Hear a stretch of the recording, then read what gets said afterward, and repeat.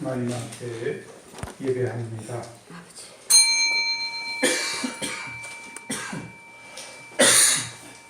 그리스도 예수 안에서 너희에게 주신 하나님의 은혜를 인하여 내가 너희를 위하여 항상 하나님께 감사하노니 이는 너희가 그리 안에서 모든 일 곧 모든 구변과 모든 지식에 풍족함으로 그리스도의 증거가 너희 중에 경고케 되어 너희가 모든 은사에 부족함이 없이 우리 주 예수 그리스도의 나타나심을 기다림이라. 주께서 너희를 우리 주 예수 그리스도의 날에 책망할 것이 없는 자로 끝까지 견고케 하시리라. 너희를 불러 그의 아들 예수 그리스도 우리 주로 더불어 교제케 하시는 하나님은 미쁘시도다. 아멘.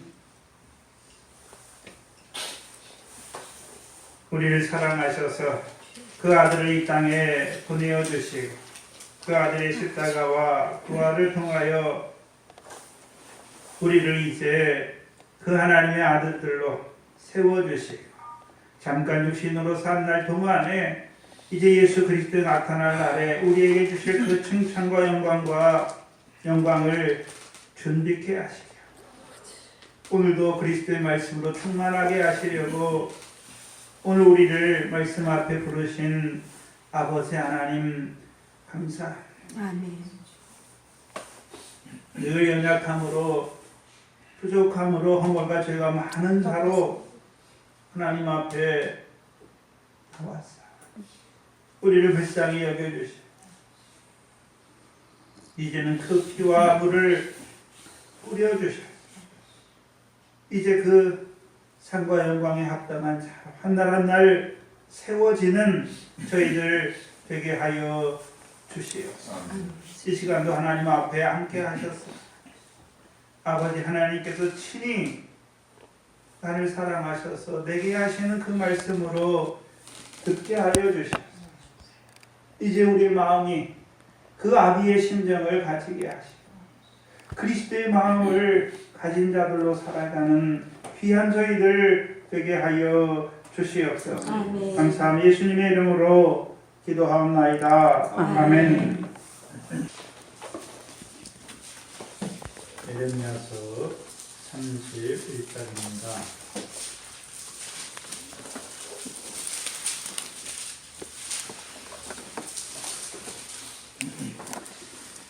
에레미야 31장은 이스라엘 백성이 이제 바벨론 포로에서 돌아올 때를 나타내 두고 있습니다. 그들이 왜 바벨론의 포로로 끌려갔는가로 봐야 하지요. 32절입니다. 32절을 보시면 여호와가 말하노라 이 언약은 내가 그들의 혈조에 손을 잡고 애굽 땅에서 인도하여 내던 날에 세운 것과 같이 아니하다. 새 언약을 주시는데 그것은 시내산에서 그들에게 세우신 옛 언약과 같지 않다, 다르다라는 것을 말씀하시죠. 왜 그러냐면 그 옛 언약은 그들이 내가 여호와께서 그들의 남편이 되었어도 그들이 내 언약을 파하였다라고 말씀합니다. 이스라엘 백성이 하나님의 언약을 율법으로 맺은 그 언약을 파하였기 때문에 하나님께서 그들을 대적의 손, 바벨론의 손에 붙여 이스라엘을 망하게 하시고 포로로 끌려가게 하셨죠. 그런데 이제 하나님께서 그들을 다시 고토로 돌아오게 하신다는 것이 에레미야 31장입니다. 돌아오게 하시는데 무슨 언약을 통해서요? 새 언약을 통해서 그들을 고토로 돌아오게 하시는 것입니다. 33절에 여호와가 말하노라 그러나 그날 후에 그날은 어떤 날입니까? 에레미야 전체를 통해서 보면 돌아오시는 날인데 단지 육적 이스라엘이 바벨론 포로로 돌아오는 때를 말하는 것이 아니라 다윗의 자손으로 오신 그 아들을 통해서 그들을 돌아오게 하시는 영적인 개념이 있는 것입니다. 어떻게 돌아오게 하십니까? 그가 육신을 입으시고 이 땅에 오셔서 십자가에 죽으심으로 사망의 세력을 잡은 자 마귀를 없이 하시는 개념입니다. 그 새 언약을 통해서 내가 이스라엘 집에 세울 새 언약은 누구를 통해 세우십니까? 왕을 통해서. 그래서 이 에레미야서에서도 다윗 2세의 가지로 오시는 것을 말씀하시는 왕으로 오시는 그를 통해서 이스라엘 집에 세울 새 언약을 이러하니 곧 내가 나의 법을 그들의 속에 두며 그 마음에 기록하여 나는 그들의 하나님이 되고 그들은 내 백성이 될 것이라. 하나님의 법을 우리 마음에 두신다는 것이죠. 하나님의 법을 우리 마음에 두신다는 의미는 법은 말씀이잖아요. 그렇죠? 하나님의 법을 우리 마음에 두신다는 말은 어떤 의미입니까? 구약에서는 하나님의 법 율법이잖아요. 정죄하는 율법으로 주셨지만 이제 예수 그리스도를 믿는 자들에게는 우리 마음에 하나님의 법을 주시는 것이죠. 그 하나님의 법을 통해서 우리가 하나님의 사랑을 덧입는 자가 되고 하나님이 어떤 하나님인지를 밝히 알아가게 되는 것이죠. 그 아들까지 내어주신 하나님, 또한 그 아들과 함께 우리에게 모든 것을 은혜로 더하시는 그 하나님의 백성으로 사는 거예요. 나는 너희 하나님이 되고 너희는 내 백성이 된다라고 말씀해요. 하나님은 하나님의 백성을 사랑하신다면 사랑만 하십니까? 사랑하셔서 오늘도 그들을 의롭다 하시고 의롭다 하신 이들을 영화롭게 하시는 그 역사, 이스라엘 위하여 의로운 역사를 이루어 가시는 하나님이 너희 하나님이다, 우리 하나님이다 말씀해 주시는 것이죠. 우리는 그의 백성인 것을 아는 자로 살아가게 하시는 것입니다. 기도합니다. 나 여호와가 말하노라. 그때에 내가 이스라엘 모든 가족의 하나님이 되고 그들은 내 백성이 되리라. 나 여호와가 다시 말하노라. 그래서 벗어나니 광야에서 은혜를 얻으나니 오늘이야 이스라엘과 안식하리라. 나 여호와가 옛적에 이스라엘에게 나타나 이르기를 내가 무궁한 사랑으로 너를 사랑하는 고로 인자함으로 너를 인도하였다 하였노라. 처녀 이스라엘아, 내가 다시 너를 세우리니 너가 세움을 입을 것이요 내가 다시 속으로 너를 장식하고 즐거운 우리처럼 춤추게 하라. 오늘도 그 은혜의 경륜을 이루기 위하여 그 아들을 육신 입혀 이 땅에 보내시고 하나님 백성의 모든 죄를 위한 대속제물 십자가에 죽이시기까지 우리를 사랑하셨습니다. 이제 그 십자가와 부활로 우리를 불러주셨을 뿐만 아니라 부르신 우리에게 오늘도 그리스도의 말씀으로 풍성하게 하시려 이 말씀 앞에 나오게 하신 아버지 하나님 감사합니다. 우리가 늘 그 하나님의 은혜를 받는다. 그리스도의 말씀에 풍성함을 받는다 하면서 우리의 삶을 돌아볼 때 미련한 저희들 그 하나님의 은혜를 헛되이 할 때가 너무나 많은 저희들인 것.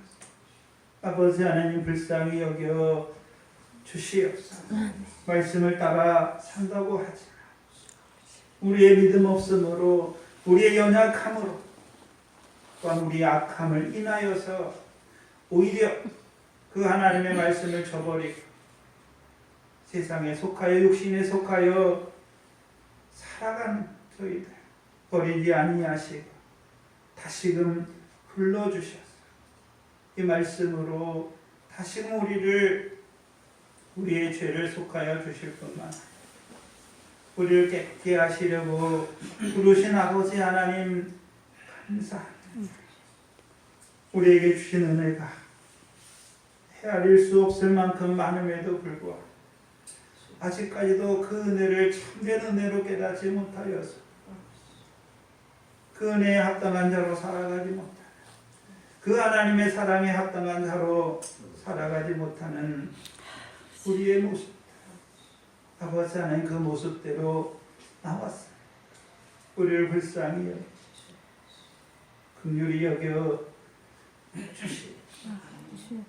오늘도 그 십자가로 열어놓으신 그 새롭고 산 길로 우리를 나오게 하셨어요. 오늘도 위로부터 내려주신 그 말씀을 인하여 우리의 양심이 악을 깨닫게 하시고 우리 몸을 맑은 물로 씻어주셔서 이제는 참 마음과 온전한 믿음으로 하나님께 나아가는 저희들 되게 하여 주시옵소서. 이곳에 주의 몸된 교회를 세워주시고 주님의 교회 지체들로 우리를 불러주시고 오늘도 교회의 머리 대신 그리스도로부터 주시는 모든 양분과 그 모든 하나님의 충만을 얻게 하시려 부르셨어요. 오늘도 하늘문을 여시고 그 풍성한 은혜를 우리에게 내려주시오. 이제 그 은혜에 붙잡혀 살아가는 그 말씀에 붙잡혀 살아가는 저희들 되게 하여 주시오. 아멘. 이곳에 주의 몸된 교회를 세우시고 이때에 시온에서 오시는 구원자로 말미암아 그 이방인의 충만한 수를 채우시려 우리를 먼저 부르셨네. 아직까지도 열매가 너무나 적은 저희들인 것을 불쌍히 여겨주시고 그렇지 거듭거듭 사랑하시는 그 은혜 앞에 나와서 우리의 삶이 하나하나 변화되게 하시고 이제는 풍성한 열매까지 자라는 저희들 되게 하시고 이제 이방인의 충만한 수를 채워가는 그 생명의 역사를 이루어가는 교회가 되게 하여 주시옵소서. 속한 권속들 붙들어 주시옵소서. 육신의 공고 가운데 있는 자들을 아버지 하나님 불쌍히 여겨주시고 믿음이 연약한 자들 아버지 하나님 불쌍히 여겨 주시옵소서. 오늘도 그 아버지 하나님의 뜻을 우리에게 하나하나 나타내 주시고 우리 마음을 치고 자복하게 하시고 이제는 다시금 이제 돌이키지 않는 저희들 되게 하시고 이 땅에 잠깐 육신으로 살아가는 동안에 그 아버지의 뜻대로 살아가 행하기에 부족함이 없는 저희들 되게 하여 주시고 그리스도 예수의 말에 잘했다 칭찬받는 저희들 되게 하여 주시옵소서. 우리의 소망이 무엇입니까? 그 부활의 소망이 아니라 잠깐 육신으로 살아가는 그 세상이나 세상에 있는 것이 아니라 아버지 하나님께서 우리 주 예수 그리스도의 날에 우리에게 주실 그 상과 영광을 바라보게 하셨어. 우리 한날 한날의 삶 성령 안에서 그 영광 상과 영광에 합당한 자로 살아가는 저희들 되게 하여 주시옵소서. 또한 그리스도 안에서 형제된 신앙에 붙들어 주시고 그들도 우리와 같은 믿음으로 그 이방인의 충만한 수를 채워가기에 부족함이 없는 자들 되게 하여 주시옵소서. 또한 이 땅의 교회를 아버지 하나님 붙들어 주시고 불쌍히 여겨주시고 세우신 자들을 붙들어 주셔서 오늘도 그리스도의 말씀으로 충만케 하시는 그 역사가 이루어지게 하여 주시옵소서. 감사함 예수님의 이름으로 기도하옵나이다. 아멘.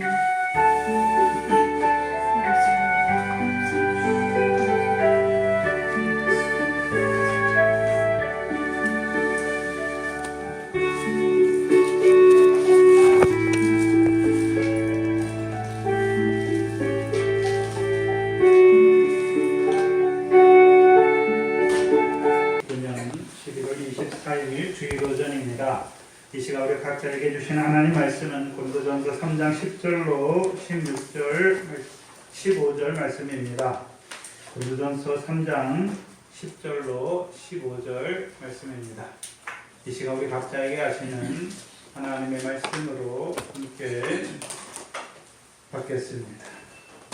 내게 주신 하나님의 은혜를 따라 내가 지혜로운 건축자와 같이 돌을 닦아두매 다른 이가 그 위에 세우나 그러나 각각 어떻게 그 위에 세우기를 주님할지니라. 이 닦아둔 것 외에 등이 다른 터를 닦아줄 자가 없으니 이 터는 곧 예수 그리스도라. 만일 누구든지 금이나 은이나 보이나 나무나 풀이나 짚으로 이 터 위에 세우면 각각 공력이 나타날 터인데 그 날이 공력을 밝히리니 이는 불로 나타내고 그 불이 각 사람의 공력이 어떠한 것을 시험할 것입니다. 만일 누구든지 그 위에 세운 공력이 그대로 있으면 상을 받고 누구든지 공력이 불타면 해를 받으리니 그러나 자기는 구원을 얻되 불 가운데서 얻은 것 같으리라. 아멘. 하나님의 교회는 하나님이 주시는 은혜 위에 세워지고 또한 하나님이 주시는 은혜 안에서 자라가는 것이다. 문제는 하나님이 주시는 은혜를 너무 가벼이 여기거나 쉽게 잊어버리는 데 있습니다. 고린도 성도들은 하나님의 은혜를 받았지. 그래서 온갖 종류의 말과 지식에 풍족한 자들이었습니다. 아까 우리가 교동원 시간에 읽었던 이사야 31장 14절에 내가 기름으로 제사장들의 심령에 흡족하게 하며 제사장들의 기름으로 제사장들의 심령에 흡족하게 성령을 흡족하게 하셨다는 것이죠. 왜요? 내 은혜로 내 백성에게 만족해 하시기. 그래서 하나님께서 보내신 종들을 통하여 하나님의 은혜로 고린도 교인들에게 흡족하게 만족하게 하셨어요. 그래서 고린도 교회는 지혜의 풍성한, 말의 풍성한 자가 되었고 지식의 풍성한 자들이 되었습니다. 근데 문제는 그 풍성하게 된 그것을 인하여 착각하게 되었죠. 자기들은 말도 그리스도의 말씀도 충만히 거하고 지식에도 충만하니까 그들이 스스로를 어떻게 생각했습니까? 스스로 우리는 영적인 자들이다, 우리는 성숙한 자들이다 라고 생각하게 되었습니다. 그러나 실제는 여러 가지 문제가 있는 자들이다. 또한 그 문제를 스스로 해결하지 못할 뿐만 아니라 나아가서 상황을 더 악화시키고 있는 자들이었습니다.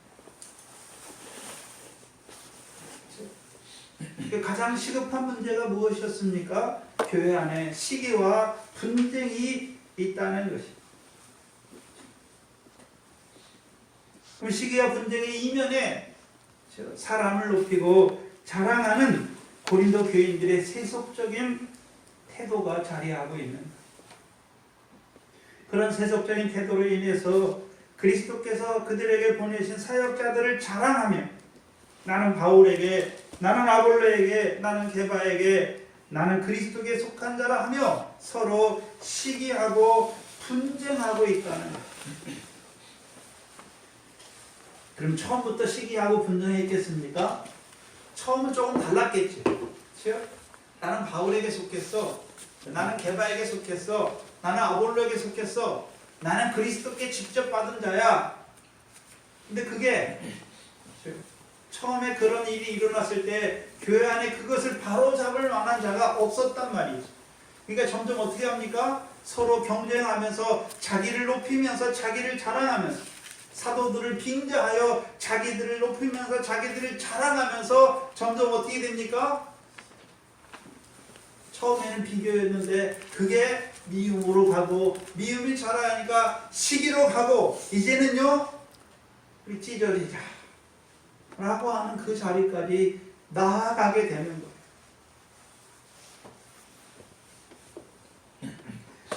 교회는 그리스도의 몸인데 자기들끼리 시기와 분쟁으로 말미암아 그리스도의 몸을 찢으려고 하는 그런 자들이 되었다는 거죠. 왜 그렇습니까? 세속에 물들어갔다는 거죠. 분명히 주께서는 너희는 세상에서 주의 택함을 입은 자다라고 말씀합니다. 세상이 너희 세상이 나를 미워한 것 같이 세상이 너희를 미워할 것이다 라고 말씀하셨습니다. 예수님의 기도가 무엇입니까? 아버지여, 저희를, 내가 기도하는 것은 저희를 세상에서 데려가게 하시기 위해서 기도하는 것이 아니라 저희를 보존하사 악에 빠지지 않기를 기도하는 것입니다. 이미 아셨다는 것입니다. 그럼 고린도 교회가 지금 어디 가운데 들어가고 있습니까? 악에 빠져 들어가고 있는 그 모습을 보여주시는 것입니다. 믿음을 지키지 못했기 때문에 세속에 세상 사람들처럼 그리스도의 말씀을 받는데 세상 사람들처럼 살아가고 있다는 것입니다. 성도들은 지혜로는, 세상 지혜로는 어리석은 십자가의 은혜로 부르심을 받았어. 나아가 그리스도 예수 안에서 하나님이 주시는 은혜를 받은 자들입니다. 세상 지혜를 따라 육신에 속하여서 성도들 간에 시기와 분쟁을 일으키는 자들입니다. 시기와 분쟁을 한다는 것은 그들이 십자가에 도하는 아무런 상관없는 삶을 살아간다는 것을 역설적이게도 보여주는 거예요. 시기와 분쟁이 무엇입니까? 그리스도께서 그 형제를 위하여 피 흘려 죽으셨는데 그 형제를 시기하고 그 형제들과 분쟁하고 있다는 것입니다. 이것은 사랑과 온유로 그들을 품으셨던 그리스도의 마음이 아니라는 것입니다. 그들이 십자가의 도를, 그 십자가의 도의 참된 의미를 깨달았다면 그 십자가의 도를 통해서 주시는 그리스도의 마음, 사랑과 온유의 마음, 겸손의 마음, 낮아진 섬김의 마음을 받았다면, 가졌다면 그리스도께서 위하여 죽으신 형제를 시기하고 그들을 향하여 분쟁을 일으킬 수 없다는 거예요. 그 문제는 우리도 어떻습니까? 시기와 분쟁까지는 안 가지만 미워할 때가 있잖아요. 그렇죠?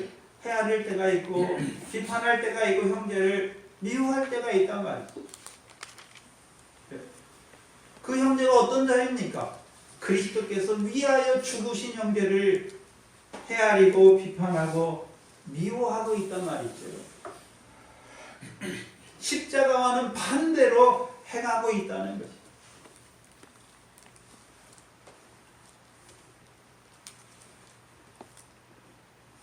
그리스도처럼 낮아져서 섬기고 온유와 사랑으로 형제를 대하는 마음이 아니라 세상 사람들과 같이 자기를 높이고 자랑하려고 하니까 남들을 뒷짓밟아야 하는 거죠. 내가 너보다 낫다 하는, 나으려고 하는 그런 마음을 가진 자들. 한마디로 교만이죠. 자랑이 이거로 뭡니까? 교만이에요. 교만. 그럼 성경에 처음 자랑, 자기를 자랑했던, 자기를 높였던 자가 누굽니까? 사단이지, 사단. 가장 아름답게 지음받은 천사장이지. 이사야서 14장 12절로 14절. 가장 아름답게 지음받은 천사장이 뭘 합니까? 자기의 아름다움을 인하여 천사들 앞에서 자기를 자랑하고 아직 영광을 입지 못한 하나님의 아들들의 영위에서 자기를 높이고 드디어는요, 지극히 높은 구름 위에 올라가서 하나님 앞에서 자기를 자랑하는 그 교만에 떨어지는 것.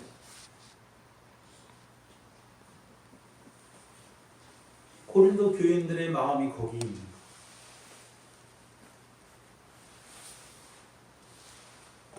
왜 하나님의 교회가, 왜 하나님의 은혜를 받은 교회가 세상 사람들처럼 육신에 속한 자로 자랑하고 있는가 하는 것이, 왜 높아지려고 하고 있는가 하는 거예요. 우리가 사무엘상 8장에 보면 이스라엘 백성이 왕을 구하죠. 왕을 구하는데 어떤 왕을 구합니까? 하나님의 말씀을 우리에게 이루어줄, 하나님의 나라를 이루어줄 왕을 구하는 것이 아니라 열방과 같은 왕을 구하자. 열방과 같은 왕을 구한다는 것은 그들 마음속에 자기들도 열방과 같은 자들이 되고 싶어, 열방의 백성과 같이 되고 싶은 마음이 있다는 거예요. 고린도 교회가 세상 사람들처럼 고린도 교인들처럼 높아지지, 그런 세상 지혜를 따라 행하고 있는 것이, 왜? 마음이 그렇게 돼요. 대부분의 우리의 행동은 우리 마음에 있는 대로 하게 돼 있어요. 우리 말도 어떻습니까? 마음에 있는 것이 말에 나오는 거예요. 무의식도 다 우리의 마음이에요. 그렇죠? 우리 의식하는 부분보다 무의식의 마음이 훨씬 크잖아요. 빙산이랑 똑같죠. 빙산은 거의 10%밖에 안 나오죠.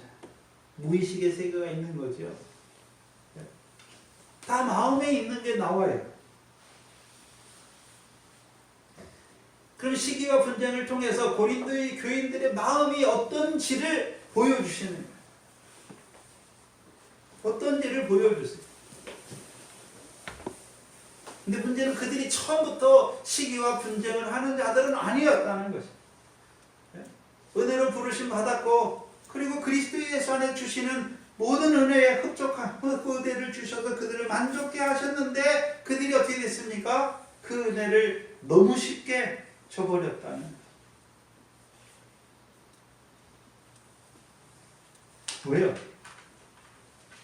처음에는 그게 참 귀한 은혜였는데 가면 갈수록 어떻습니까? 당연한 것처럼 여겨져. 그게 희한한 것 같아요. 어린아이들 장난감 사주면 처음엔 어떻습니까? 그거 좋아가지고 그거 하루 종일 붙들고 일주일 가나요? 실증이 나서 그냥 버리듯이 우리가 그런 것 같아요. 우리가 그래요. 그 하나님의 은혜가 처음에는 그 깨달아진 것이 너무나 감사하고 너무나 귀한 것 같은데 얼마 가지 못해서 당연한 것처럼 여기고 오히려 그 은혜를 안 주신 것처럼 잊어버리고 또는 쏟아버리고 그렇게 살아가는, 사람을 자랑하는 세상 사람들의 마음을 가진 그 고린도 성도들을 향해, 특별히 사역자들을 자랑하는 그 고린도 성도들을 향해서 바울은 아볼로와 자신을 들어서 사역자들이 어떠한 자인지, 그들의 본질이 무엇인지를 지난 시간에 다 드러내 주셨죠. 바울과 아볼로가 무엇이뇨? 아무것도 아니라는 거예요. 아무것도. 그들은 단지 어떤 자들입니까? 하나님이 주시는 은혜를 따라 하나님의 뜻을 이루기 위해서 하나님의 지시대로 하나님의 교회를 섬기라고 보내신 종이라는 거예요. 주신 것도 하나님이고 그들을 통해 세워가시는 것도 하나님이고,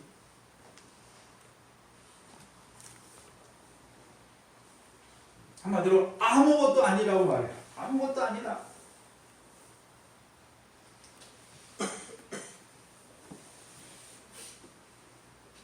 하나님이 보내신, 하나님이 은혜를 줘서 일할 수 있는 은혜를 줘서 교회를 섬기기 위해서 보내신 종들이다, 사역자들이다 라고 말해요. 그러나 각각 일한 대로 자기 상을 받는 자들이다 라고 말해요.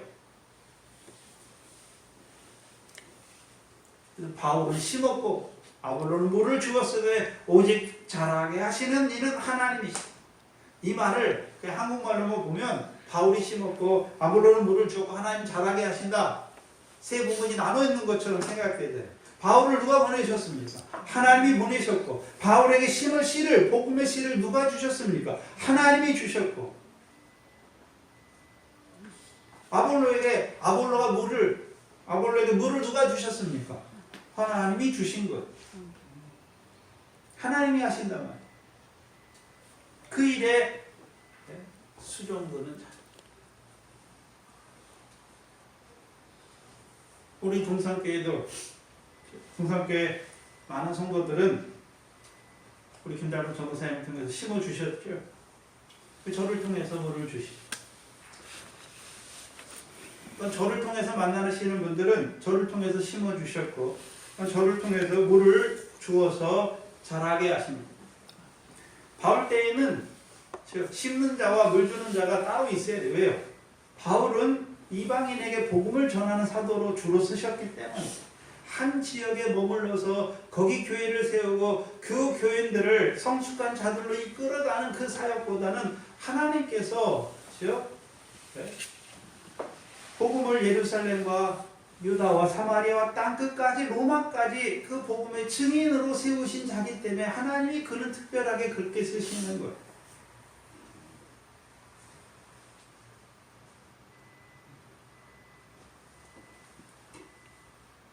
하나님이 세우셨고 하나님이 자라게 하시는 거예요. 오늘 저와 여러분을 왜 부르셨습니까?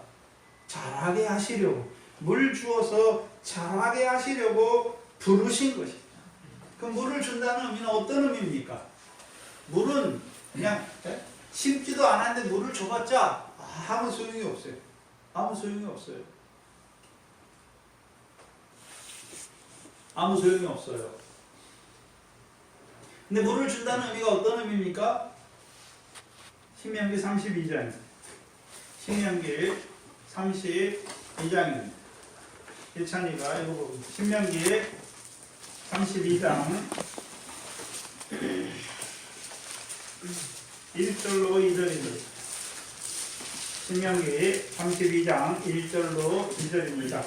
큰 소리로 읽어보고. 하늘이여 귀를 기울이라. 내가 말하리라. 땅은 내 말을 들을지어다.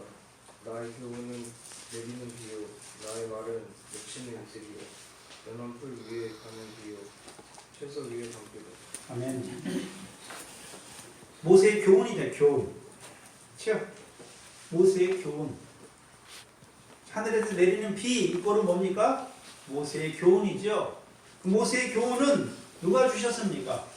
모세가 만들어낸 것입니까? 하나님께서 시내산에 불러서 모세에게 일일이 다 말해주신 것입니까? 모세에게 말해주신 거, 하나님의 말씀이란 말이에요. 말씀.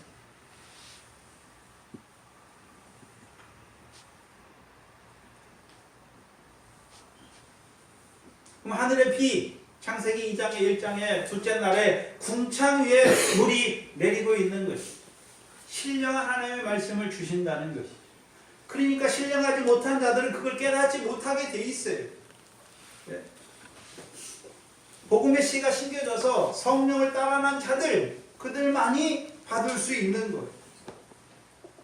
내 문제는 비를 주시는데 채소 위에 비가 있고 밀의 결실 위에 비가 있고 밀의 씨를 뿌린 밭에 비를 주실 때가 있고 보리의 씨를 뿌린 밭에 이른 비와 늦은 비를 주실 때가 있고 열매가 자라는 밭에 이른 비와 늦은 비를 주신다. 비가 다 교훈이 다 똑같은 게 아니잖아요. 똑같은 게 아니에요. 광야에 있는 자들에게는 채소 위에 비를 밖에 못 줘요. 그들에게 열매를 위한 비를 줘도 그냥 어떻습니까? 그 비를 흡수하지 못해요. 흡수하지 못해요. 모세는 채소 위에 하나님의 말씀, 그들로 하여금 채소의 그거 수확을 많이 채소를 풍성하게 맺게 하시려고 하나님이 그들에게 하나님의 말씀을 주시는 것이죠. 가나안 땅에는 특별히 모세와 대비되는 선지자 엘리야잖아요. 엘리야가 기도하니까 3년 6개월 동안 비가 안 내려요.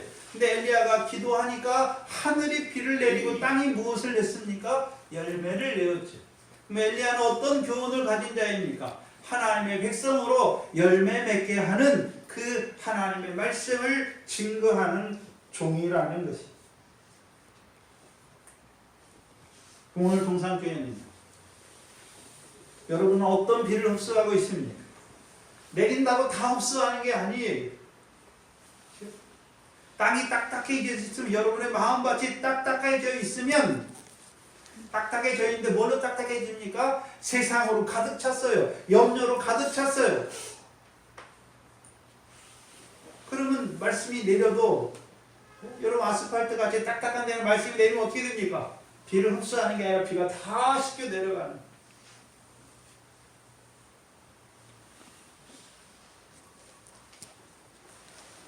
밭이 희경되어 있어요. 뭐가 심겨져 있어야 비가 내리면 어떻게 합니까? 아무것도 안 심겨져 있으면 비가 내리나 마나요. 그렇죠? 아무것도 안 심었어요. 그럼 비가 내리면 풀만 나요, 밭이. 뭐가 심겨져 있어야 채소나 아니면 미래 씨가 아니면 보리의 씨가 나무가 심겨져 있어 열매 맺는 나무가 심겨져 있으면 비가 내리면 어떻게 합니까? 그 비를 인해서 자라가요.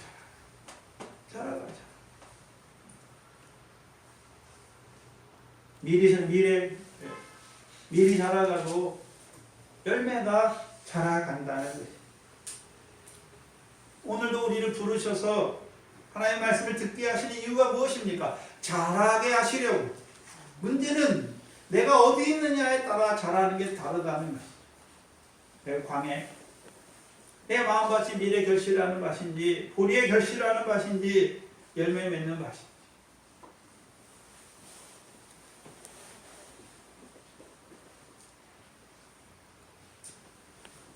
그래서 동역자들을 한마디로 그 물 주는 자와 심는 자와 물 주는 자를 하나님의 동역자들이다라고 말해요.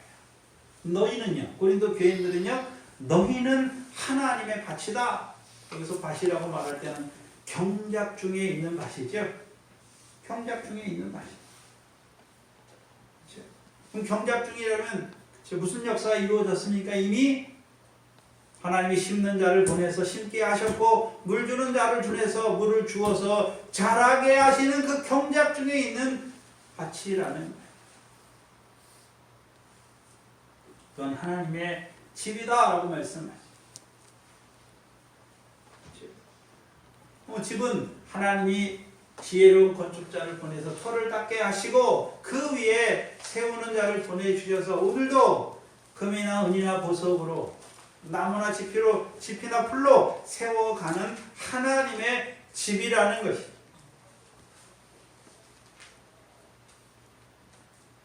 집은 이 땅에서 완성이 안 돼요. 죽을 때까지 지어져 가는 것입니다.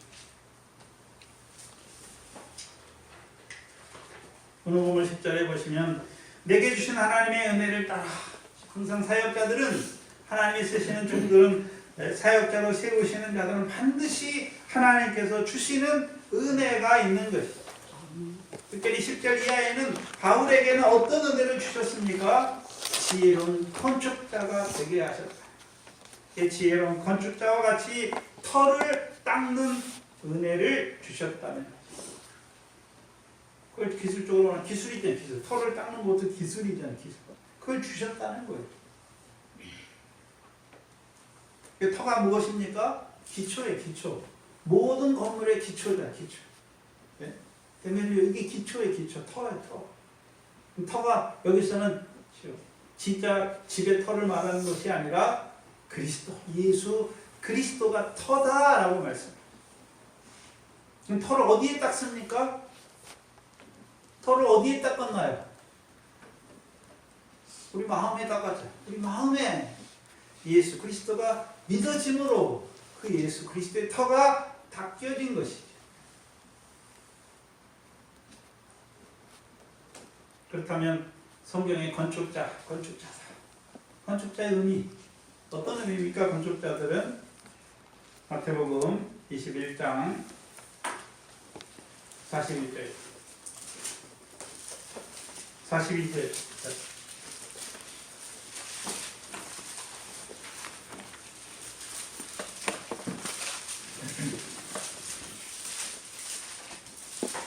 마태복음 21장 42절에 예수께서 가라사대 누구에게 말씀? 대제사장들에게 말씀하시는 거예요.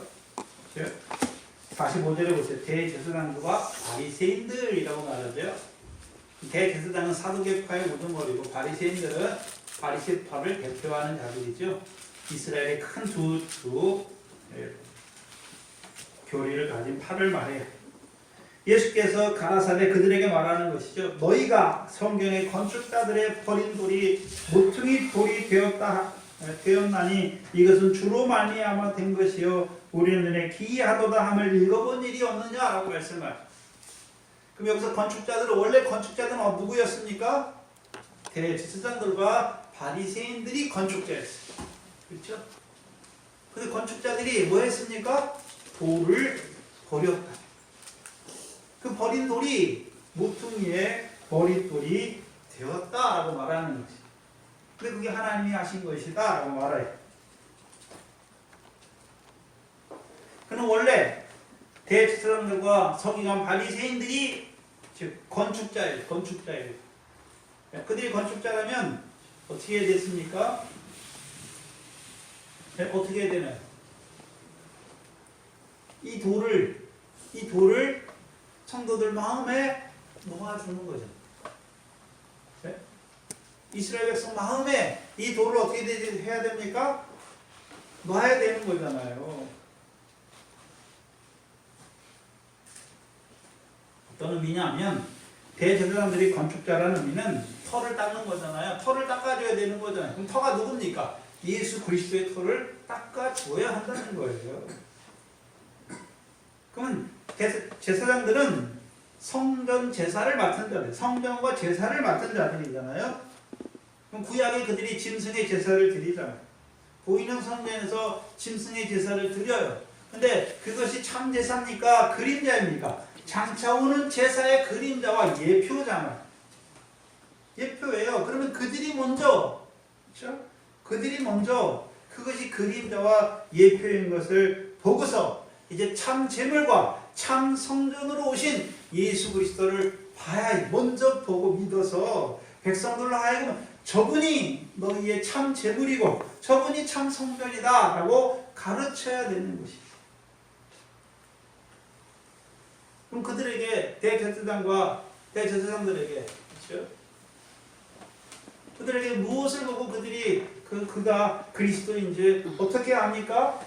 우리가 잘 아는 사도행전 2장에 하나님이 나사렛 예수로 성령과 능력을 기름 붓듯 하셔서 큰 권능과 기사와 표적을 백성들의 앞에서 백성들 중에 행하게 하셔서 그가 그리스도인 걸 증거하게 하셨잖아요.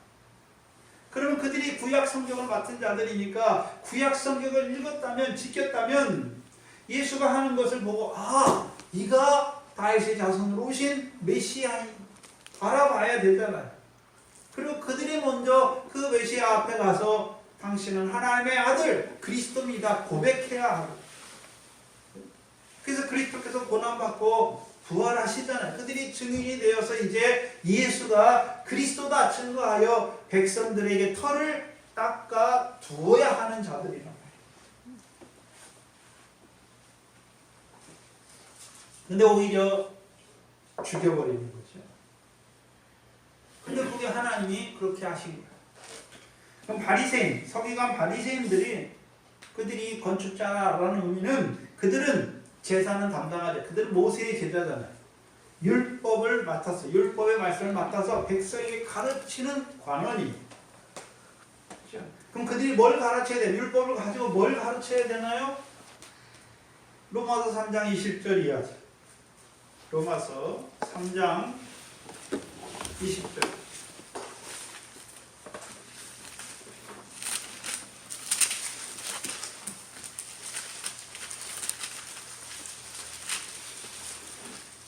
장 20절로 22절. 로마서 3장 20절로 22절. 우리 함께 큰 소리로 읽겠습니다. 그러므로 율법의 행위로는 그 앞에 의롭다 하신 법을 육체가 원하니 율법은 죄를 깨달으니 이제는 율법에 하나님의 하늘가 나타났으니 율법과 사제들에게 증거를 받은 것이라 곧 예수 그리스도를 믿음으로 말미암아 모든 믿는 자에게 미치는 하나님의 은이 차별이 없느니라. 그럼 바리새인 서기관들이 가르쳐야 돼. 그들이 율법을 가지고 있잖아요. 그럼 그들이 원래 가르쳐야 되는 것이 무엇입니까? 율법으로는, 율법의 행위로는 하나님 앞에 의롭다는 얻을 육체가 없다. 오히려 우리가 죄인이다 라고 가르쳐야 되는 것입니다. 네? 그것만 가르칩니까? 우리의 죄를 위해서 오실 하나님의 의 예수 그리스도에 대해서 가르쳐야 되는 것이죠. 그리고 예수 그리스도가 왔을 때 바리새인이 율법과 선지자의 말씀을 가지고 있으니까 메시아가 오시면 이런 표적, 소경이 눈을 뜨고 젊은 마리가 온전케 되며 귀신이 나가는 그런 표적을 행하셨을 때 그가 그리스도인 줄 알고 자기들이 먼저 믿고 백성들도 그가 그리스도다 증거하여 백성들의 마음에 예수가 그리스도라는 터를 닦아 두어야 될 건축자란 말이에요.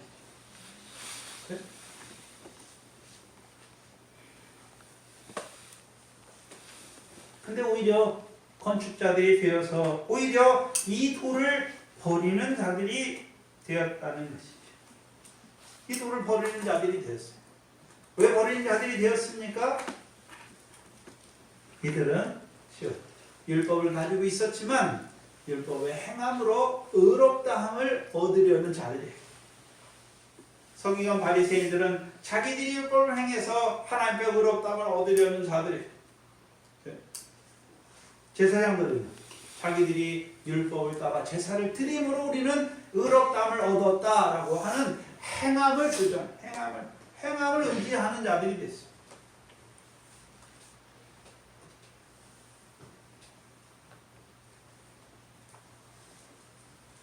요즘에도 이런 대제사장들이 있잖아요. 회개해야 구원받아 천국 가.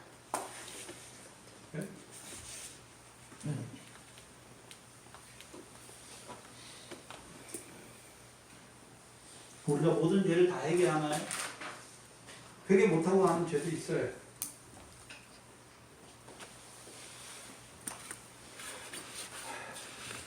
스가랴서 3장인가요? 그 대제사장 여호수아 등이 보여주시네. 그의 옷이 대제사장인데 그의 옷이 더러워요. 이거 마귀가 와서 정죄하자. 저 옷이 더럽지 않습니다. 하나님께서 뭐라 하십니까? 더러운 옷을 벗기고 깨끗한 옷을 입혀라 라고 말씀하십니다. 죄가 있어요. 사함받지 못한 죄가 있어요.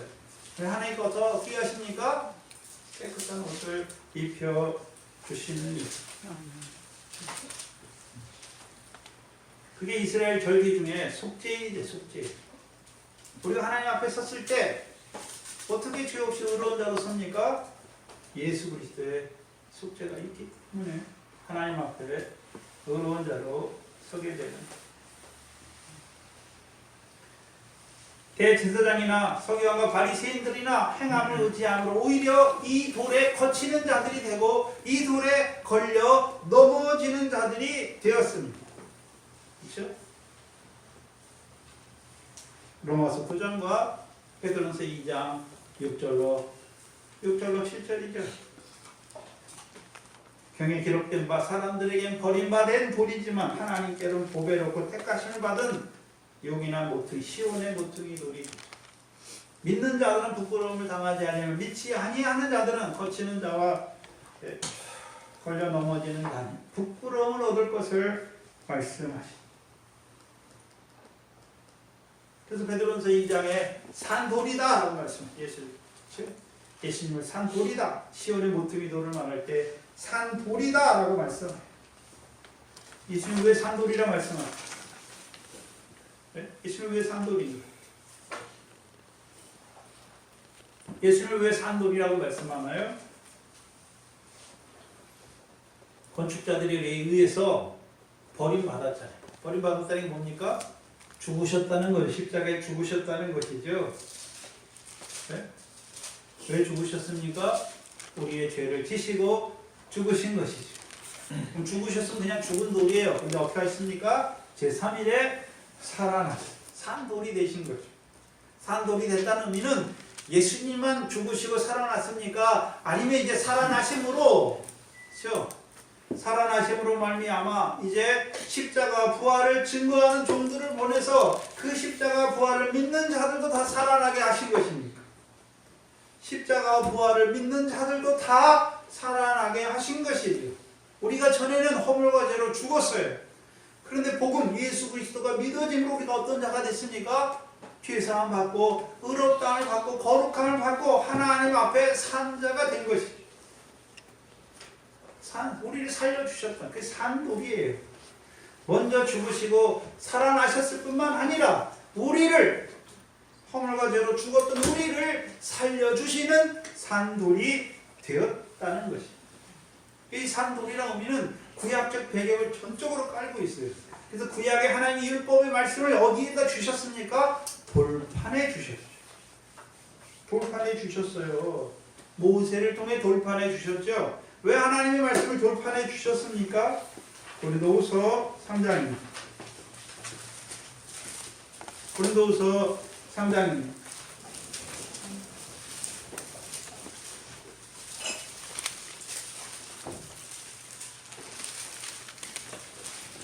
고린도후서 3장 7절로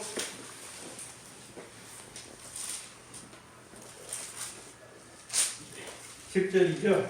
돌에 서서 새긴 죽게 하는 의문의 직분도 영광이 있어요. 이스라엘 자손들이 모세의 얼굴에 없어질 영광을 인하여 그 얼굴을 주목하지 못하여 하물며 영의 직분이 더욱 영광이 있지 아니하니라. 정죄의 직분도 영광이 있은지 의의 직분은 영광이 더욱 넘치리라. 그럼 모세는 어떤 직분으로 섬겼습니까? 정죄의 직분을 맡습니다. 정죄의 직분을 맡은 자라는 거예요. 그럼 바울은 왜 고린도 교회니까 바울이잖아요. 지금 바울은 무슨 직분을 맡았다라고 말합니까? 영의 직분, 곧 의의 직분을 맡은 자다라고 말하는 거예요. 모세를 통해서 하나님이 율법에, 그렇죠? 돌판에 하나님의 말씀을 새겨주시 모세를 통해 주셨는데 그 모세가 어떤 일에 쓰임 받았습니까? 정죄의 직분을 받은 자라고. 여기서 정죄라는 것은 마귀의 정죄, 뭐 그런 정죄를 말하는 것이 아니라 어떤 의미의 정죄입니까? 모세가 백성에게 율법을 줬잖아요. 그 율법을 줘서, 그렇죠? 율법의 행위로는 하나님 앞에 의롭다함을 얻지 못하고 율법으로는 죄를 깨닫게 하시는 그 직분을 맡은 자라는 그게 정죄의 직분이라는 거예요. 그래서 백성들로 하여금 자기들이 율법을 받았지만 거룩한 백성이 되게 한 하나님의 말씀을 받았지만 오히려 그것이 그 율법을 범함으로 자기들이 어떤 자라는 거 알게 하십니까? 율법을 범하면 다 하나님의 저주를 받아야 되는 자들이라는 걸 스스로 알게 하는 거예요. 그게 정죄의 직분이에요. 죄를 깨닫게 하는 게 율법으로는. 그럼 모세는 그것만 합니까? 율법은 몽학 선생께, 그리스도께 인도하는 몽학 선생이잖아요. 그 의미가 뭡니까? 율법으로는 죄를 깨닫게 할 뿐만 아니라 율법이 증거했잖아요. 너희가 죄인이지? 그러면 다음에 누가 옵니까? 하나님의 아들이 오셔서 너희를 의롭게 하실 것이다. 하나님의 의예요. 예수 그리스도잖아요. 하나님의 아들이 오실 거예요. 그리스도잖아요. 그 모세는 정죄의 직분에 하나님의 말씀으로 하나님의 백성들이, 그렇죠? 죄인이라는 걸 깨닫게 할 뿐만 아니라 죄인을 위하여 오실, 죄인을 의롭게 하기 위해서 오실 하나님의 아들에 대해서도 증거한 거죠. 그래서 모세로부터 선지자들이 그리스도의 고난과 부활을 증거했다라고 말하는 거예요. 그게 모세의 직분이에요.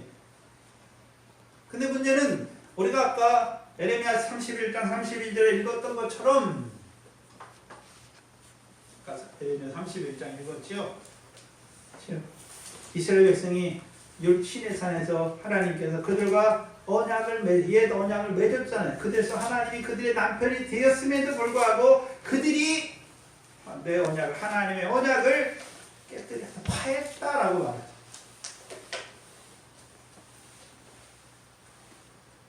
육적 이스라엘이 언약을 파했다는 의미죠. 그렇죠? 율법의 언약을 맺었는데 그 언약을 파했잖아요. 그게 두 가지 의미. 에레미야 때와 예수님 때가 다르잖아요. 에레미야 때는 그들이 율법을 파했다, 언약을 파했다는 의미가 어떤 의미였습니까? 에레미야 때 이스라엘 백성이 심판을 받잖아요. 바벨론에 의해 심판을 받는데 왜 받습니까? 성읍의 수보다 신들의 수가 많아요. 하나님만 섬겨야 될 자들인데 신들이 성읍보다 수보다 많잖아요. 다른 신을 섬기는 자들이 된 거예요. 1계명부터 4계명이 뭡니까? 하나님만 사랑하라. 다른 신을 섬기는 자들이 돼요. 또요, 자기 손에 형제의 피를 묻히는 자들이 되었다. 그거는 5계명부터 10계명이다. 내 형제를 내 몸과 같이 사랑하라는 그 두 돌판의 핵심, 하나님을 사랑하고 내 형제를 내 몸과 같이 사랑하라는 그 율법의 말씀을 다 범하는 자들이 됐어요. 그러니까 하나님께서 어떻게 했습니까? 내 언약을 파한 그들을 바벨론으로 돌려서 심판하신 것이. 예수님 때는 대제사장, 서기관, 바리새인, 사두개파와 바리새파들이 율법의 행함을 의지하잖아요.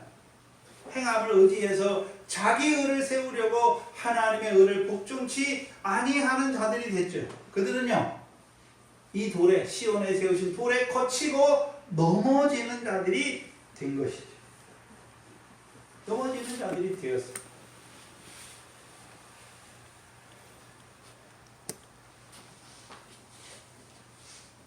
대적하는 자들이 되죠. 그렇다면 예수님은 산돌이라는 의미는 율법을 통해서는 우리가 죄인이라는 걸 알게 하셨죠. 죄인인 걸 알게 하셨죠. 예수님 뭐하러 오셨습니까? 모든 믿는 자에게 의를 이루시기 위하여 율법의 마침이 되신 거죠. 왜 율법의 예언대로 왜 와서 십자가에 죽으셨습니까? 율법을 맞춰주시는 거예요. 이제 하나님 앞에 그들을 의로운 자로 세워주시는 거예요.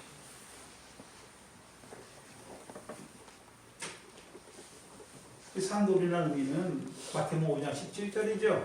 내가 율법이나 선지자나 폐하러 온 줄로 생각지 말라. 완전케 하러 왔다. 누구에게 완전케 해주셨습니까? 우리에게 완전케 해주셨어요. 완전케 해주셨다는 의미가 뭡니까? 율법과 선지자들이 증거한 것이 무엇입니까? 그리스도의 고난과 영광이지. 십자가와 부활이에요. 그럼 우리가 예수 그리스도, 예수가 십자가에 죽으셨고 부활하신 걸 믿으면 우리가 어떻게 됩니까? 율법의 행위로 의롭다함을 얻지 못하는 그 모든 행위에 대해서도 이 사람의 이름을 믿음으로 우리가 의롭다함을 얻는다. 누구 앞에요? 하나님 앞에. 하나님 앞에. 죄 없으신 그 하나님 앞에, 영광스러운 그 하나님 앞에 우리가 의롭다함을 얻는 자들이 되었다는 거예요.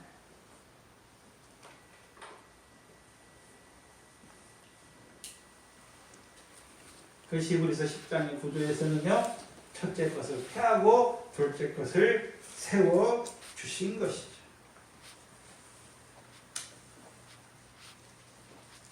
그럼 구약의 정죄의 직분도 필요하잖아요. 모세와 선지자들이 필요하잖아요. 그렇죠? 왜요? 오실 하나님의 의 예수 그리스도를 증거해야 돼요. 그리고 너희가 죄인이라는 걸 알게 해야 돼요. 자기가 죄인됨을 알아야. 그렇죠? 예수님이 왜 십자가에 죽으시는지, 하나님의 아들로서 왜 십자가에 죽으시는지를 알게 되는 거예요. 십자가를 믿어져야 부활도 믿어지는 거예요. 그럼 구약의 선지자들은 다 어떤 자들이었습니까? 정죄의 직분을 맡았어요. 정죄의 직분을 맡았을 뿐만 아니라 오실 그리스도의 고난과 영광에 대해서도 증거한 자들이 자기 상을 받아요. 근데 그들보다 더욱 정죄의 직분보다 의의 직분, 영의 직분이 더 영광스럽지 않겠느냐라고 말하죠. 그럼 신약의 영의 직분을 맡은 자들이 누굽니까? 의의 직분을 맡은 자들이 누굽니까? 이제 예수 그리스도를 증거해 주시잖아요. 구약의 선지자의 말씀대로 예수 그리스도가 오셔서 이 땅에서 너희의 죄를 위하여 죽으셨고 그가 부활하셨다. 그 예수 그리스도 이름으로 세례를 받으라. 그들이 누굽니까? 의의 직분을 맡은 자. 의의 직분을 맡은 특별히 예수님 당시에 누구였습니까? 누구였나요?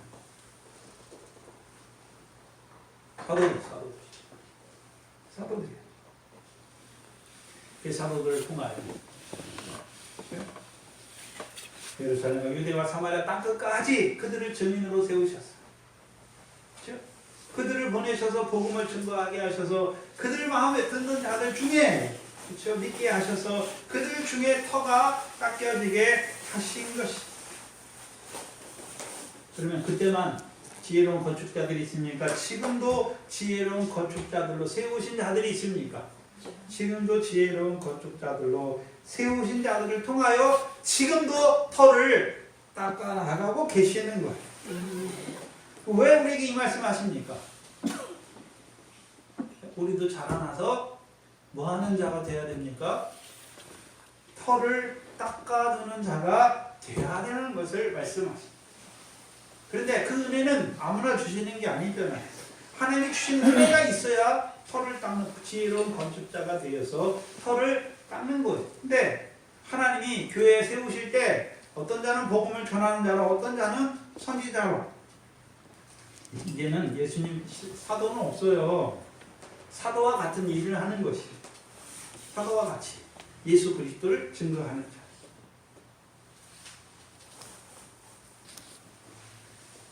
또한 선지자, 목사, 복음 전하는 자, 교사로 세우신 것이. 은혜가 달라요. 그럼 문제는 뭡니까? 내게 주신 은혜를 따라서 그리스도의 몸을 세워가는 그 일을 해야 되는 것이죠.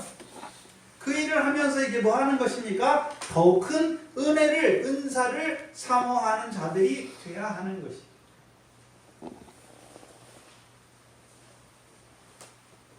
여기서 중요한 것은, 그럼 고린도 교회는 바울을 통해서, 특별히 바울을, 지혜로운 건축자인 바울을 통해서 터를 닦아줬는데, 그 터가 뭐라 그랬습니까? 예수 그리스도다 라고 말씀해요.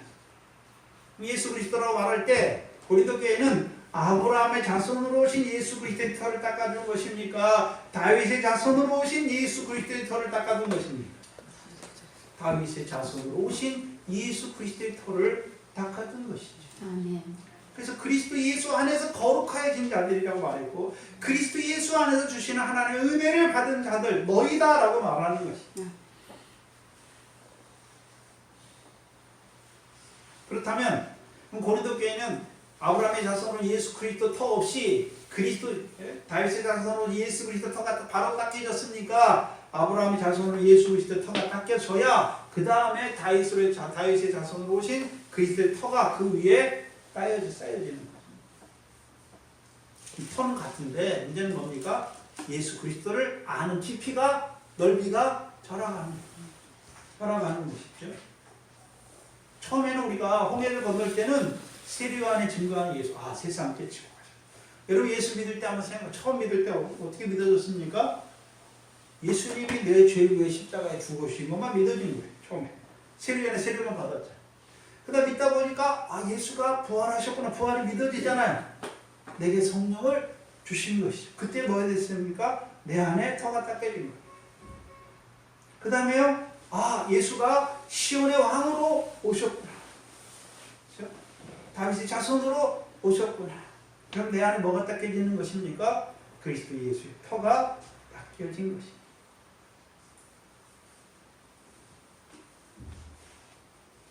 그럼 고린도 교회는 이미 터가 닦여졌어요. 터가 닦여졌어요. 저와 여러분도 이미 뭐가 닦여졌습니까? 터가 닦여진 자들이. 그러나 문제는요, 아브라함의 자손으로 예수 그리스도의 터가 닦여졌는지, 다윗의 자손으로 오신 예수 그리스도의 터가 닦여졌는지, 아니면요 더 자라가면요 신랑 예수의 터가 닦여진 자.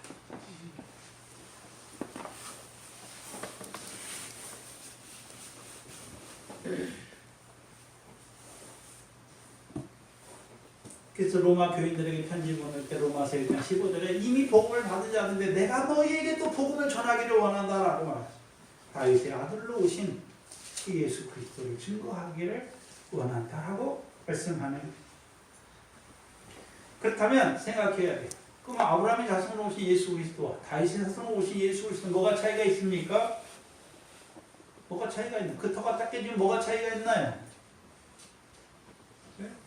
예수 그리스도가 믿어졌어요. 아브라함이 예수 그리스도 믿어주면 죄사함 받고 성령을 선물로 받을 뿐만 아니라 그 위에 내리는 불을 통해서 밀과 보리의 결실로 자라가는 것이죠. 그럼 다윗의 자손으로 오신 터가 닦여졌다는 것은 이제요, 신약에서는 그리스도 예수 앞은 세례죠. 그 다른 말로 하면요, 영생의 말씀이 믿어졌다는 거예요. 영생의 말씀이 믿어졌다는 것이죠.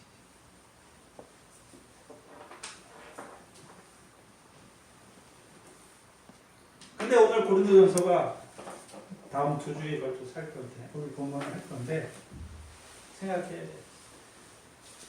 그러면 바울을 통해서는 고린도 교회 또는 에베소 교회, 바울을 통해서 터를 닦게 하신 교회들이 있잖아요. 그렇죠? 그러면 본도와 갑바도기아, 비두냐, 거기 누구를 통해 터를 닦게 하셨습니까? 베드로를 통해 닦게 하셨죠. 베드로서 얘기죠. 그렇죠? 그러면 베드로가 닦는 터와 바울이 닦는 터가 같습니까? 다릅니까? 같아요. 왜요? 다 예수 그리스도. 아브라함과 다윗의 자손으로 오신 예수 그리스도.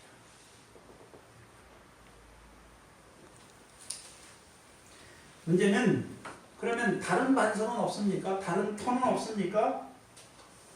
그걸 반석이라고 그러는데 예수 그리스도를. 그럼 다른 터, 다른 반석은 없습니까? 다른 터, 다른 대적, 다른 반석은 없나요? 있지, 왜 없어요? 다른 복음이 있잖아요. 그렇죠? 다른 복음이 있잖아요. 신명기 32장. 신명기 32장.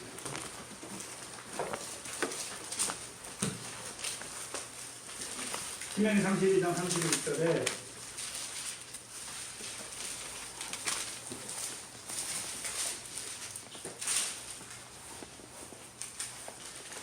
신명기 32장 31절에 대적의 반석이 우리의 반석과 같이 못하니 대적도 스스로 판단하는 도다 라고 말하죠. 여기 보니까 우리의 반석은 누굽니까? 신명기에 있는 자들은 어떤 자들입니까? 홍해 물새를 거쳤고 광야의 연단을 다 거쳤죠. 그럼 광야의 연단은 한마디로 모세를 통해서 광야에서 외치는 소리를 들었잖아요. 로마 베드로전서 1장 25절 26절에 모든 육체는 풀이요 그 모든 영광 풀의 꽃과 같이 다 시들고 새해지지만 오직 여호와의 말씀은 세세토록 있도다. 내가 너희에게 전한 복음이 곧 이 말씀이다라고. 그럼 광야를 통과했다는 것은 이미 예수가 그리스도인 믿어져 뭐가 닦여졌습니까? 터가 닦여집니다. 터가 닦여졌어요. 근데 모세를 통해서 뭘 말씀하십니까? 지금 신명기는 과거를 아니라 이제 너희가 가나안 땅, 그렇죠? 가나안 땅에 들어가서 어떻게 살아야 되는지를 보여주잖아요. 그걸 보여주면서 두 가지를 보여주잖아요. 대적의 반석도 있고 우리의 반석도 있다라고 말하잖아요.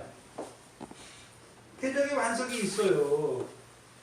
우리의 반석도 있고 우리의 반석은 뭡니까? 예수 그리스도의 터가 닦여졌잖아요. 첫 번째, 우리의 반석, 예수 그리스도 위에서 우리가 뭐 해야 됩니까? 가나안 땅은 애굽에서부터 요단 동편까지는 터를 닦는 거예요. 가나안 땅은 뭡니까? 그 터 위에 세우는 거잖아요. 그럼 만약에 대적의 반석 위에 반석이 닦여지면 어떻게 됩니까? 두 가지가 있어요. 자, 우리가 예수 그리스도 터를 닦였잖아요. 예수 그리스도 터가 닦였어요. 그 위에서도 두 가지가 있잖아요. 금이나 은이나 보석으로 세우는 자들, 나무나 짚이나 풀로 세우는 자들이 있잖아요. 그럼 터를 닦는 자들이 반드시 말해야 되는 게 뭡니까? 터만 닦여주면 되는 것이 아니라 너희가 그 위에 뭘로 세우든지 다음에 불의 시험을, 불의 공력을 통과할 건데 불탈 걸로 심지 말고 불타지 않을 것으로 세워라 라고 말하는 것이. 그게 세우는 자들이. 천재가 있어요. 그렇죠? 그럼 터를 닦아두면 이제 그 위에 어떻게 세우기를 조심해라 라고 말하잖아요. 그러면 예수 그리스도 터가 닦여졌지만 금이나 은이나 보석으로 세우는 자들도 있고 불타버릴, 그렇죠? 나무나 짚이나 풀로 세우는 자들도 있다는 거예요. 있다는 거예요. 그러면 금이나 은이나 보석으로 세우는 자들은 상이 있는 구원을 받는 것이고 나무나 짚이나 풀로 세운 자들은 해를 받는 구원을 얻는다라고 말하죠.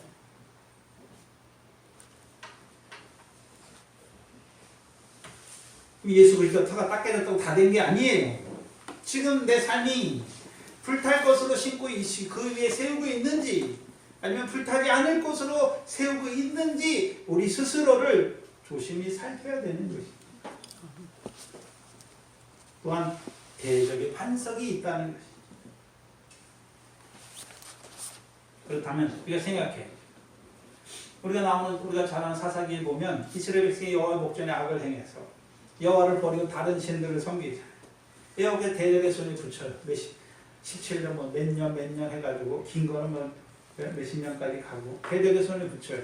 그럼 대적의 손에 붙이는 동안은 그들이 대적의 반석에 속한 자입니까? 아니면 예수 그리스도 반석에 속해 있지만 반석이 터가 딱 깨져 있지만 그 위에 나무나 짚이나 풀로 짓는 자입니까? 아니면 대적의 반석이 그 안에 대적의 반석이 딱 깨진 자가 되어버리는 어떤 건가요? 요한일서에 보면은 예수 그리스도께 육체로 오심을 부인하는 자들이 있잖아요. 그렇죠? 부인하는 자들이 있어요. 부인하는 자들을 한마디로 뭐라 했습니까? 세상에 있는 것들을 사랑하는 자예요. 그럼 그들은 대적의 터입니까? 예수 그리스도의 터입니까? 예수 그리스도의 터인데 금이나 은이나 보석이 아니라 나무나 짚이나 풀로 쌓고 있는 것입니까? 아니면 대적의 터에 속한 자들입니까? 그걸 먼저 구별해야 돼.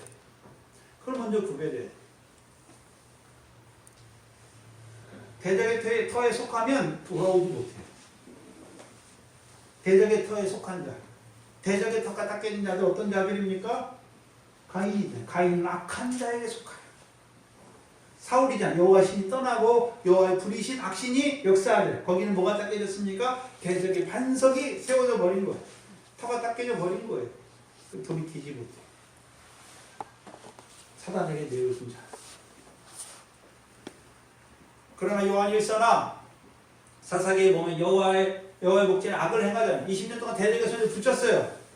그럼 그들이 대적 가운데 망합니까? 하나님 그들을 사사를 세워서 구원하십니까? 구원하시죠. 그럼 어떤 자들입니까? 20년 동안의 삶은 그들은 금이나 은 불타버릴 것이 아니라 불타지 않을 것이 아니라 나무나 짚이나 풀로 지었다는 것이죠. 지었다는 것은 그들의 20년의 삶이 어떻습니까? 해를 받는 삶이 되었다는 것. 그럼 문제는 금이나 은이나 보화로 짓는 자 세우는 것하고 나무나 짚이나 풀로 세우는 것하고 그게 딱 이렇게 나눠져 있으면 이 사람은 불로 타지 않을 것만 세우고 이 사람은 탈 거로만 세운다 이렇게 정해져 있으니까 우리가 타지 않을 것도 세우지만 탈 걸로 불타버릴 거로도 세우고 있다는 것이 좋아요. 세우고 있다는 거죠.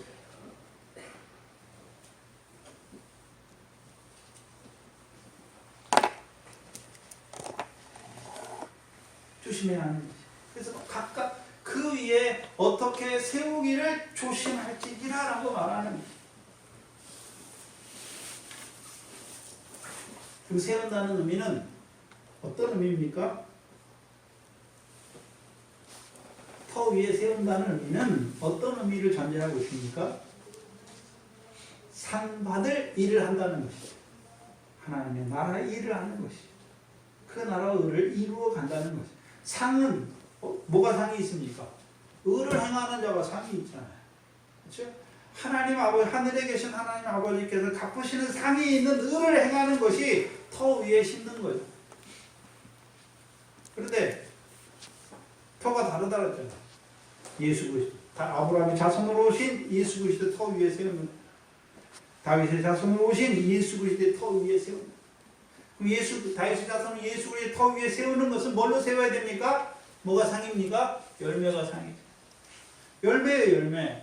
형제를 사랑하는 그게 상이 있는 생활이고 형제를 사랑하지 못하는 고린도 교회와 같이 시기와 분쟁하는 것은 그들이 뭐하는 자들입니까? 상 받을 일을 하지 못하고 오히려 해를 받을 자들로 살아가고 있다는 것입니다. 오늘 고린도 교회를 통해서 먼저 우리 자신은 어떤 터가 딱 깨져 있는지 우리는 그 위에 지금 오늘 우리의 삶이 그 터 위에 세워가는 우리가 상 받을 그 일을 하고 있는지 해 받을 일을 하고 있는지 우리 자신을 돌아보라는 것이죠.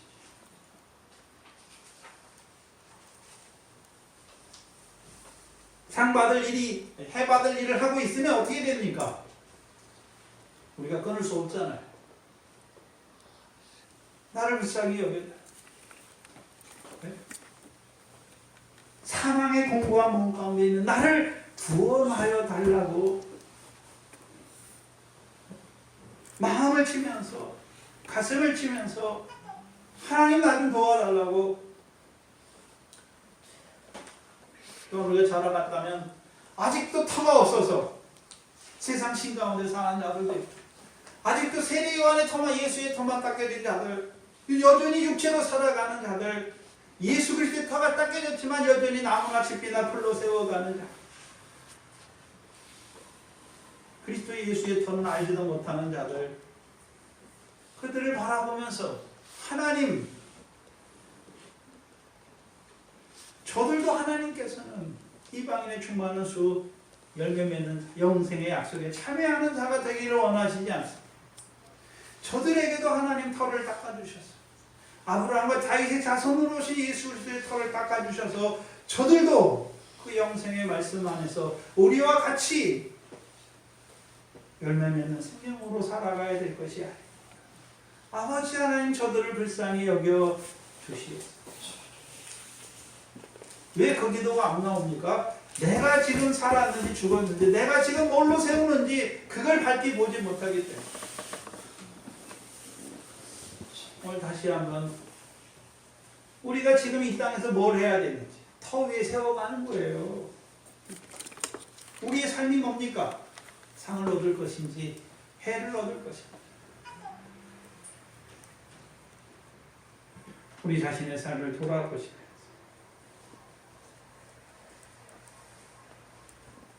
자라가십니다. 그 위에 불타지 않을 것을, 상받을 것으로 세워가는 저와 여러분 되기를 주의 이름으로 축원합니다. 아멘. 기도하겠습니다. 하나님 아버지, 감사합니다. 어린은혜인지요, 우리를 부르셔서 아브라함 자손으로 오신 예수 그리스도를 받아주시고 그 위에 예배와 기도의 삶과 구제와 금식의 상을 얻는 자로 세워주실 뿐만 미래의 씨와 보류의 씨를 심어주시고 이제 물을 주는 자를 보내주셔서 자라게 하셔서 밀과 보리에 결실하게 하시는 자로 그 상을 얻는 자로 세우신 것도 감사한데, 이제 다윗의 자손으로 오신 예수 그리스도의 터를 닦아주실 뿐만 오늘도 그리스도 예수 안에 주시는 그 풍성한 그리스도의 말씀을 주셔서 이 영생의 말씀을 주셔서 우리로 그 상을 얻는 열매 맺는 생명으로 살아가게 하시는 아버지 하나님, 그 은혜가 있음에도 불구하고 아버지 하나님, 우리 자신을 돌아볼 때에 너무나 결실과 열매가 부족한 저희 하나님 앞에 내놓을 것이 아무것도 없는 허물과 죄, 우리들을 불쌍히 여겨주시고 이 영생의 말씀을 받았지만 우리는 할 수 없는 것을 주께서 하시고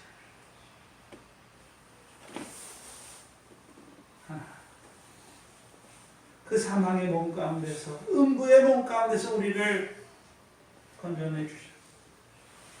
이제 그 상과 영광에 합당한 그 결실과 열매를 풍성히 맺어가는 저희들 되게 하여 주시옵소서. 이곳에 세우신 주의 모든 교회를 이끌어 주시옵소서. 우리 이래와 소인으로부터 작년에 이르기까지 그 닦여진 터 위에 늘 불타지 않을 것을, 상을 얻을 것으로 세워가요 저희들 되게 하여 주시옵소서. 하나님 앞에 나올 때 하나님이 그 나라 오를 구하는 우리에게 도와해 주신 물질로 11조 감사 주 이름을 선교연금 드리게 하시니 드리는 그것도 또 하늘에 쌓게 상을 얻게 하는 그 물질들로 세워가시니 감사. 드리는 손길들 위에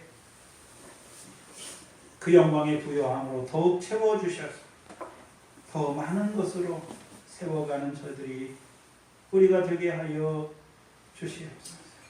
우리 영의 권사님 회복 중에 있어 지치지 않게 하시고 늘 영육간의 강건함으로 지켜주시옵소서.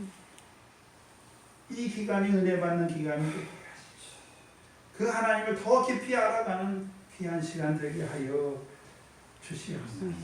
믿음이 연약한 아버지 하나님, 아직도 그 터가 닦이지 못하여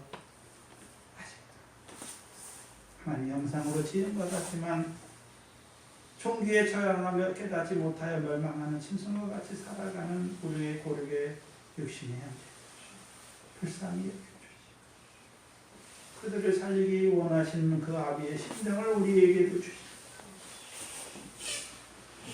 내가 누구를 보내며 누가 우리를 위하여 갈고 하는 그 음성을 듣게 하셔서 이사와 같이 우리 입에 그 제단의 숯을 지져주셔서 우리를 보내어 주셔서 그들도 우리와 같이 터가 닦여지게 하시고 그 위에 상을 얻을 자들로 세워나가는 그 생명의 역사를 이루어가는 교회가 되게 하여 주시옵소서. 감사합니다. 예수님의 이름으로 기도합니다.